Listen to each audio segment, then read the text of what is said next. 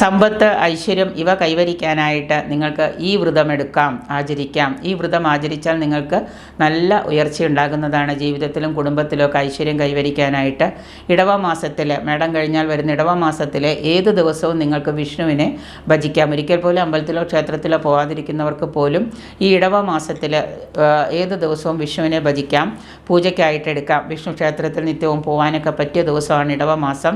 വിഷ്ണു ക്ഷേത്ര ദർശനം, ദാനം, അതുപോലെ തന്നെ വിഷ്ണു ക്ഷേത്രത്തിൽ ദാനം ചെയ്യുക, ബ്രാഹ്മണർക്ക് ദാനമായിട്ട് കൊടുക്കാം, സൽക്കർമ്മങ്ങൾ ചെയ്യുക. ഈ അവസരത്തിൽ നിങ്ങൾക്ക് ചെയ്യാം. ഈ മാസത്തിൽ വൈശാഖ ഏകാദശി വരുന്നുണ്ട്, വൈശാഖ പൂർണിമ വരുന്നുണ്ട്, അക്ഷയ തൃതീയ വരുന്നുണ്ട്. ഈ ദിവസങ്ങളിലൊക്കെ നിങ്ങൾ വ്രതമെടുക്കുന്നത് അതീവ ശ്രേഷ്ഠമാണ്.